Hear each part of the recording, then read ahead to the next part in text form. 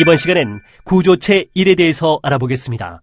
그럼 학습을 시작해 볼까요? 구조체에 대해서 살펴보도록 하겠습니다.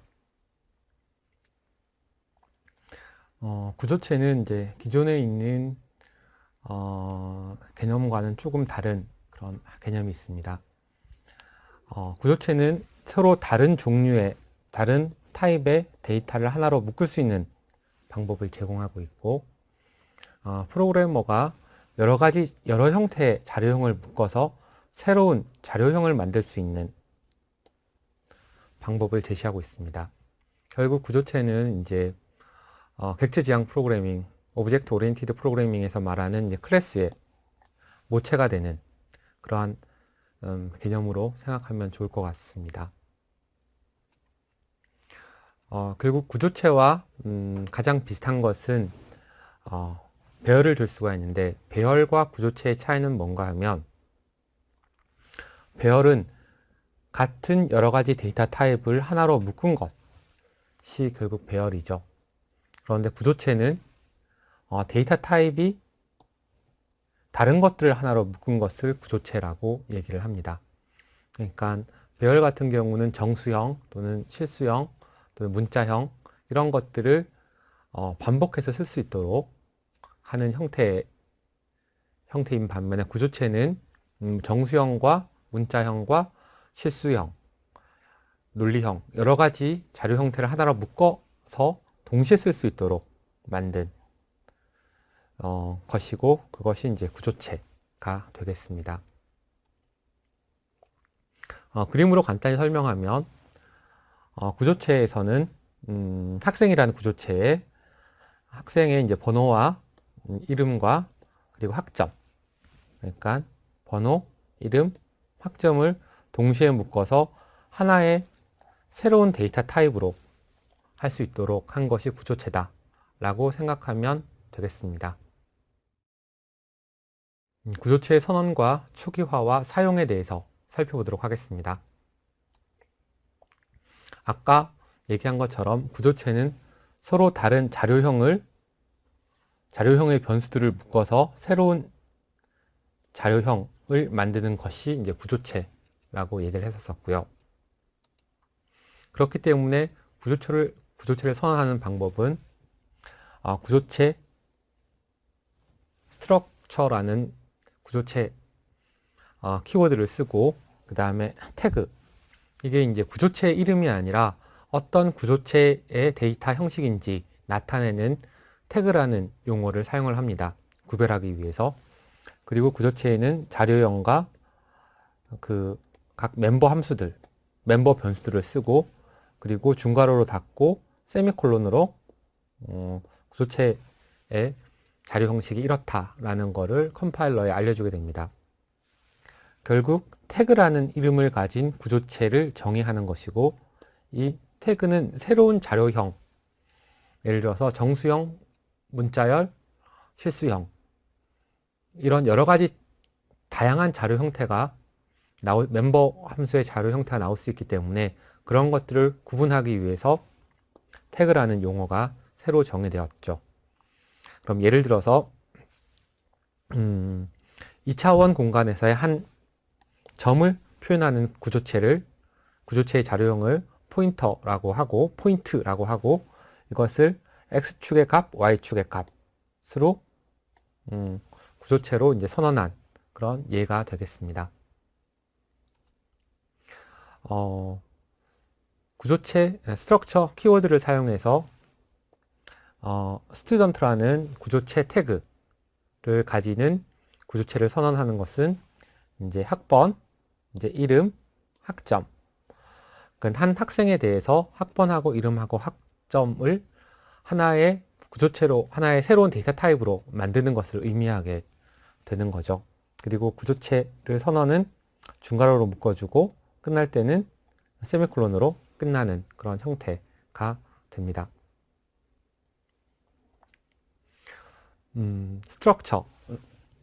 스트럭처는 구조체를 선언할 때 사용하는 키워드고, 그리고 아까 봤던 스튜던트는 구조체의 태그가 됩니다.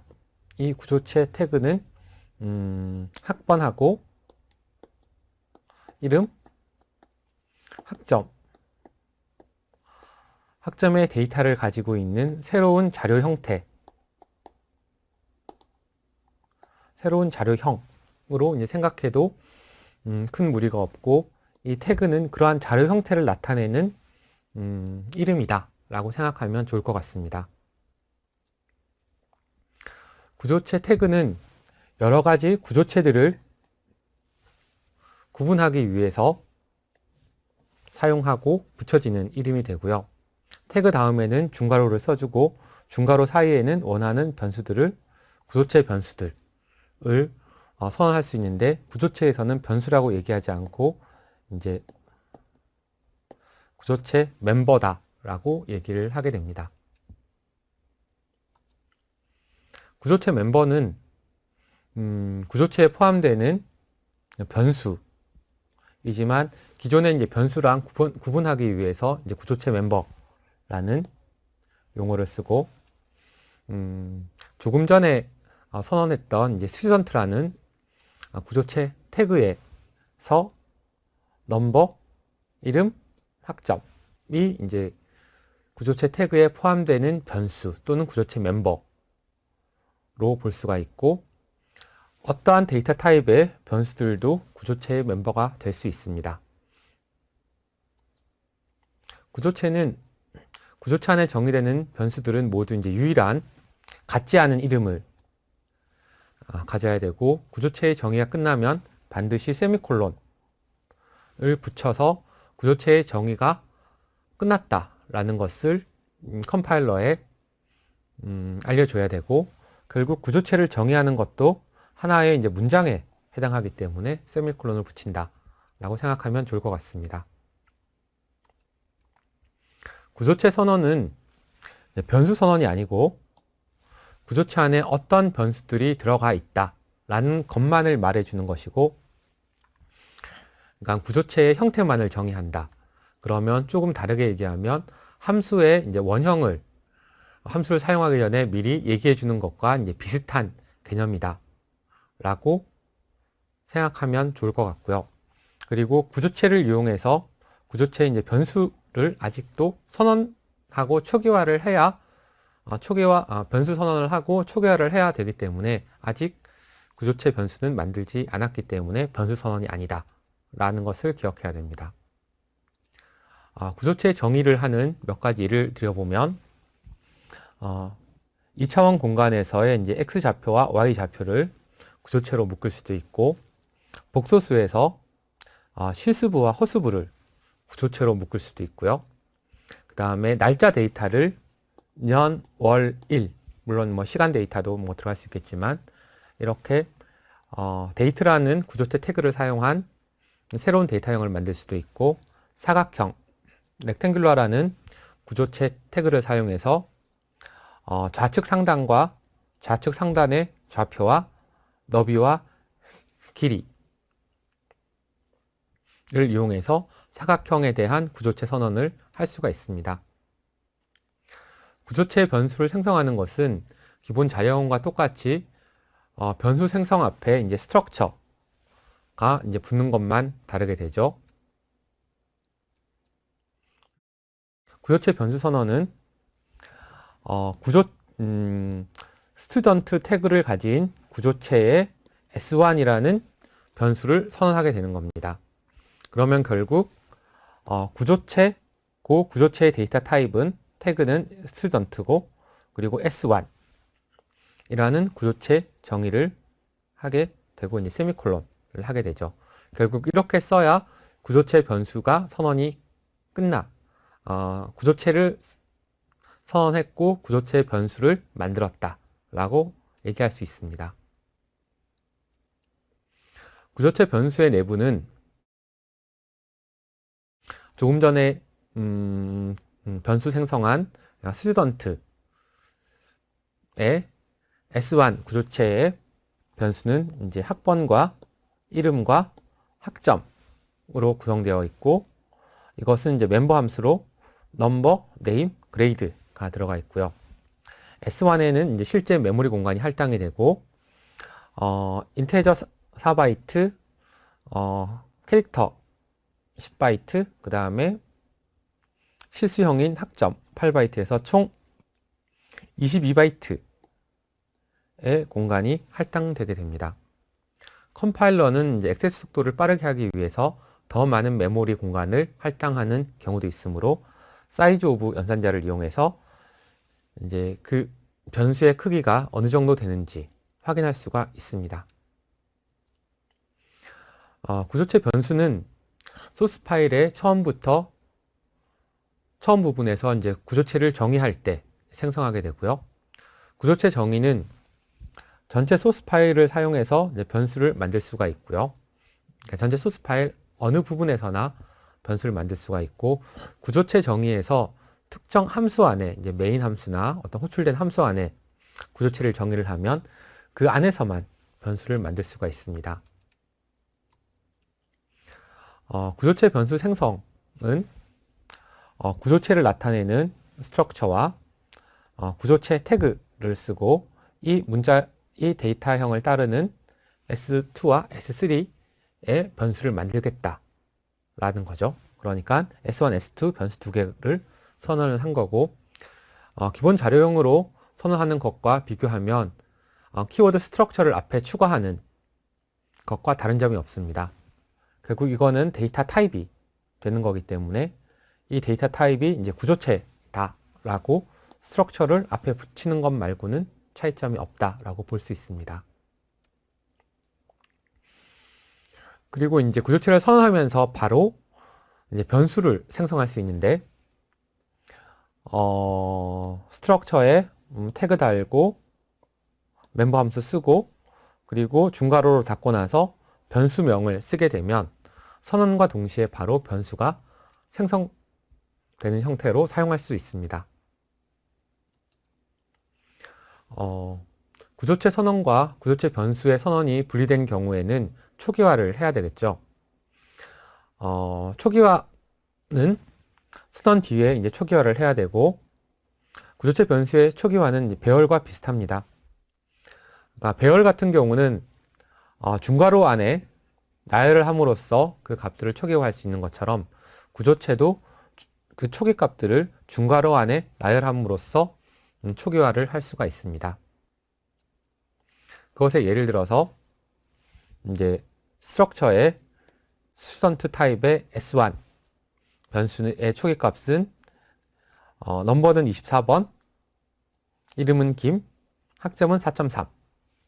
이렇게 첫 번째 문장에서는 구조체 스튜던트 태그를 정의했고, 두 번째 문장에서는 변수를 선언했습니다. 여기서 주의해야 될 거는 이 구조체 선언이나 변수 선언도 하나의 문장이기 때문에 전부 다 세미클론으로 끝나야 된다라는 것을 기억해야 됩니다. 마찬가지로 구조체 스튜던트 데이터 타입을 쓰는 S2를 초기화하기 위해서 25번에 이름은 박에 학점은 3.9로 선언하고 초기화할 수 있고요. 마찬가지로 구조체를 선언하고 그 뒤에 중괄호를 붙여서 선언과 동시에 초기화, 구조체 선언, 변수 선언, 초기화를 동시에 할 수 있습니다. 구조체 멤버는 구조체에서 중요한 것은 이제 멤버 변수들을 어떻게 참조해서 값을 처리하느냐가 이제 중요한 사항이 된다고 생각해야 되고요. 멤버를 참조할 때는 특별한 연산자가 필요한데, 멤버 연산자 도트를 사용을 합니다. 그러면 구조체 변수 이름을 쓰고 멤버 연산자를 찍은 다음 멤버 변수의 이름을 쓰면 됩니다. S1에 도트하고 그 멤버 변수 넘버, 그 다음에 name, 그 다음에 grade를 쓰면 되겠죠. 그리고 이렇게 하면 S1 변수에 멤버 변수 넘버에 24를 대입한다 라는 의미를 가지게 됩니다. 스튜던트 구조체 S1에 멤버 변수 넘버에 24를 대입하는 문장. 스튜던트 구조체 S1 변수에 멤버 변수 넘버에 점을 찍고 24를 대입한다. 그리고 만약에 멤버가 문자열이라고 하면 스트링 카피를 이용해서 스트링 카피 S1 점 네임에 김을 카피하는, 그렇게 쓸 수가 있고요. 그리고 S1 점 그레이드는 S1 변수의 그레이더 멤버에 학점은 4.3을 대입하는 그런 구조가 됩니다. 구조체를 정의할 때 태그의 이름을 생략해도 큰 문제가 없지만, 이렇게 되면 구조체에 데이터 타입이 없음으로 해서 이 구조체의 변수를 더 이상 생성할 수 없게 됩니다. 이렇게 생성하고 나면 구조체에 어떤 데이터 타입이 있는지를 알 수가 없기 때문에 추가적으로 더 이상의 구조체 변수를 생성할 수 없는 문제가 있기 때문에 항상 태그를 써줘야 된다는 것을 기억했으면 좋겠습니다. 이름 없는 구조체를 선언하는 경우는 구조체 멤버 값을 대입한 후 멤버 값들을 다시 참조하여 화면에 출력하게 되는 것을 기억해야 되고요. 예를 들어서 예제를 보면서 설명하도록 하겠습니다. 스튜던트라는 태그를 가진 구조체 데이터 타입을 정수형, 문자열, 문자 배열, 그 다음에 실수형의 데이터 타입을 가지는 구조체를 전역 변수 형태로 데이터 타입을 선언했고요. 이렇게 하면 어디서든지 메인 함수 외부에서 선언하기 전에 구조체 스튜던트 태그를 선언했기 때문에 이 소스 코드 어디서든지 이제 구조체를 선언할 수 있게 되고요. 그리고 구조체의 스튜던트 데이터 타입을 가지는 변수 s를 생성을 하고 초기화는 s.number, s.name의 스트링 카피에서 홍길동을 집어넣고 s.grade에 학점 4.3을 넣습니다. 그리고 이것을 이제 변수를 쓰는 것은 s.number, s.name, s.grade 해서 이거는 정수형, 얘는 스트링형, 얘는 실수형으로 출력을 하게 되면 학번과 이름과 학점이 그대로 printf문에 의해서 출력이 됩니다. 이번에는 구조체의 활용에 대해서 살펴보도록 하겠습니다. 구조체를 멤버로 가지는 구조체, 그러니까 어떤 자료형도 구조체의 멤버가 될 수 있기 때문에 구조체도 이제 다른 구조체의 멤버가 될 수가 있습니다. 물론 마찬가지로 포인터도 이제 구조체의 멤버가 될 수가 있고요. 학생을 나타내는 스튜던트 구조체에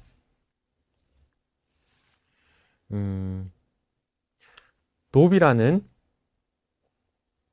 데이트라는 데이터 타입을 가진 돕이라는 이름을 가진 구조체를 선언을 하는 거죠. 여기서 돕은 이제 날짜 데이터가 되겠죠. 그리고 나서 스튜던트 구조체의 S1 변수를 생성하면 S1의 돕에 그리고 나서 돕은 데이트 타입이기 때문에, 그러니까 이어 S1의 돕의 month, 여기 돕의 데이터 타입의 이제 month 월, S1의 돕의 day. 보통 이 데이터는 이제 생년월일 정도를 나타내는, 저장하는 것으로 생각할 수가 있고요. 그렇게 해서 학생을 나타내는 구조체의 생년월일을 추가하는 형태입니다.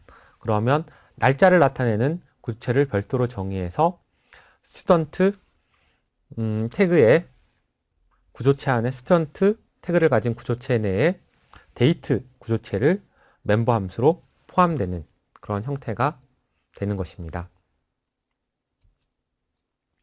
또 다른 예를 하나 두 점의 좌표를 입력받아서 사각형의 이제 면적과 둘레를 구하지. 구하기이죠.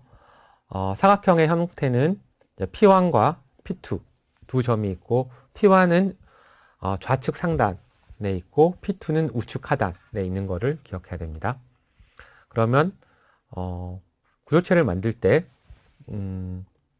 2차원 점에 대한 구조체를 하나 만들고, 그리고 이 사각형이 이 두 점을 좌표로 가지는 구조체를 선언해서 만들면 되겠죠. 그러면 결국 P1의 멤버 함수는 P1.x, P1.y, P2.x, P2.y가 될 텐데, 아직 변수는 선언 안 돼 있으니까. 그래서 이제 메인 함수가 시작되고, 그리고 나서 R이라는 사각형 구조체 변수를 선언을 합니다. 그리고 넓이, 높이, 면적, 둘레라고 해서, 그러면 변수에 scanf 언더바 s는 앰퍼센드를 붙여주고, 그 다음에 변수 R에 포인트에 P1점의 x좌표, P1점의 y좌표, 왼쪽 상단 좌표를 입력을 하고, 오른쪽 하단 좌표는 R에 P2점의 x좌표, R에 P2점의 y좌표를 입력을 해서, 이것의 넓이는 보통 사각형이 이좌표, 이좌표 이렇게 되어 있으니까, 이거의 길이는 x2에서 P2점의 x좌표에서 P1점의 x좌표를 빼면, 요 점에서 요 점을 빼는 거죠. 요게 P2고 요게 P1이니까, 그 다음에 높이는 P1점이 P1의 y값이 더 크기 때문에 P1에서 P2점의 y값, P1에서 y값에서 P2 값의 y값을 빼면 너비와 높이를 알 수가 있고요. 그럼 면적은 가로세를 곱하면 면적이 되고, 둘레는 너비 곱하기 2, 높이 곱하기 2 하면은 둘레의 길이가 나오겠죠. 그래서 결국 면적은 에어리어가 되고, 둘레는 D가 되는 값으로 계산할 수가 있습니다. 여기서 구조체 연산을 보게 될 때 이런 식으로 구조체 변수 R에 P1점과 P2점이 있고, 여기는 X, Y좌표, X, Y좌표를 가진다. 이런 식으로 이제 구조체가 사용되는 것을 기억하면 좋겠습니다. 그리고 이것을 실행시키면 왼쪽 상단은 1-6, 오른쪽 하단은 6-1, 6-1 이렇게 되면 면적은 이제 차이가 5씩 나니까 5가 되고, 둘레의 길이는 20이 출력된 것을 볼 수가 있습니다. 구조체 변수의 대입과 비교를 하기 위해서는 물론 대입하는 것도 가능하고 비교하는 것도 가능합니다. 하나의 이제 구조체 변수에 들어있는 자료들은 다른 구조체 변수로 복사할 수가 있고요. 2차원 공간에서 점을 위치를 나타내는 구조체 선언 및 초기화는 P1 포인트로 포인트 태그를 가지는 구조체, 포인트 데이터 타입을 가지는 구조체의 P1과 P2를 선언하고, P1을 P2에 대입함으로써 대입하는 연산을 하는 것이 가능합니다. 구조체의 배열에 대해서 살펴보도록 하겠습니다. 계속 나왔던 스튜던트 구조체는 학생 한 명의 데이터만을 저장할 수 있습니다. 그러면 학생이 한 명만 있는 것이 아니라 여러 명, 많은 것이 일반적이기 때문에 많은 학생의 데이터를 처리하기 위해서는 여러 개의 구조체가 필요하고, 여러 개의 동일한 데이터 타입을 사용하는 것들은 이제 보통 배열을 사용하죠. 그래서 이러한 것들은 이제 구조체를 배열로 선언할 수 있다는 것을 알 수가 있고요. 구조체 배열은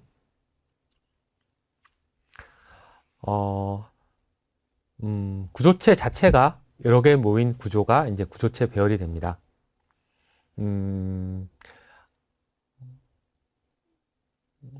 학생 1명, 2명, 3명. 그래서 이러한 학생들이 쭉 모여서 구조체라는 이제 스튜던트라는 데이터 타입이 똑같은 데이터 타입이기 때문에 이것들이 반복적으로 쭉 사용되는 배열들을 선언할 수가 있습니다. 구조체 배열은 정수나 문자형 배열을 선언하는 것과 되게 비슷합니다. 구조체를 선언할 때 구조체 태그의 선언이 끝나고 나서 데이터 타입은 스튜던트 타입으로 그 배열 이름은 리스트로 100개를 선언하는데 이것은 구조체다. 단지 앞에 스트럭처가 붙는 게 차이가 나고 여기서 스튜던트는 구조체가 새롭게 만든 데이터 타입이다 라고 생각하는 것이 제일 적당할 것 같습니다.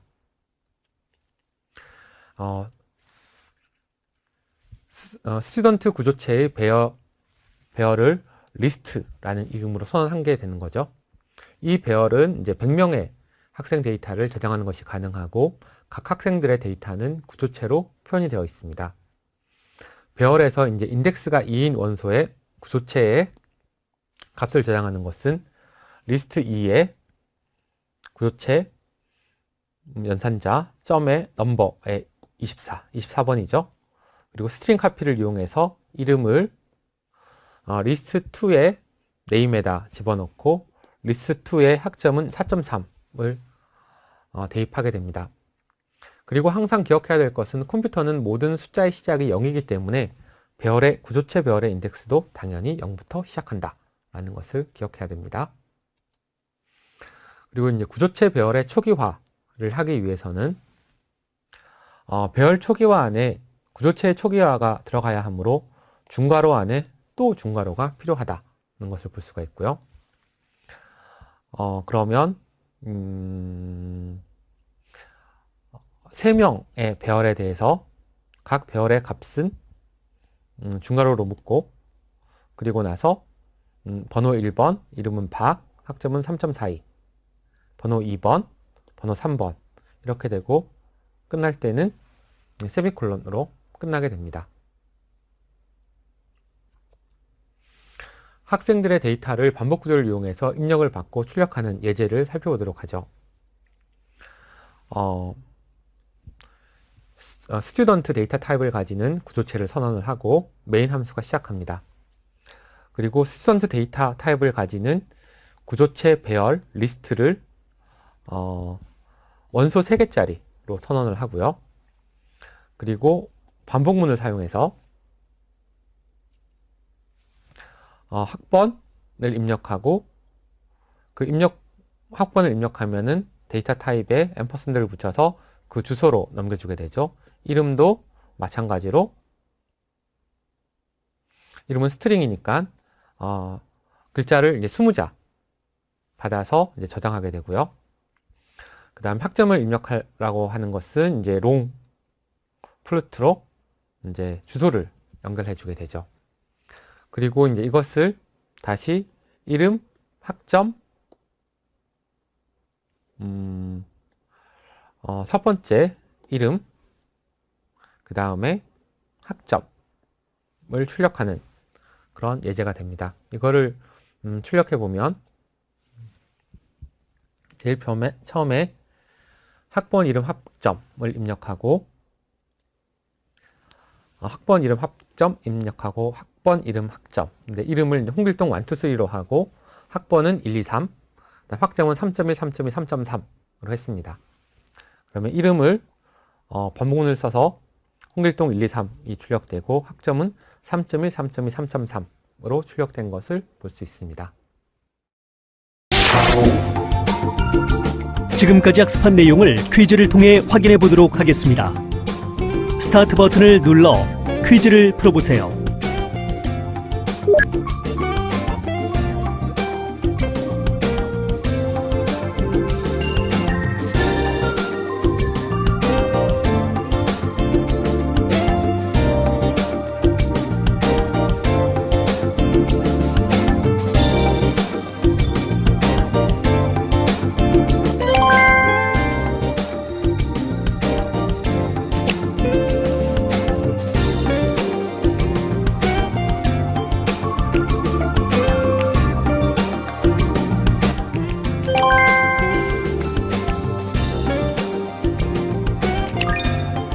오늘 학습한 내용을 복습하며 정리하는 시간입니다. 자세한 내용은 확인해 보세요.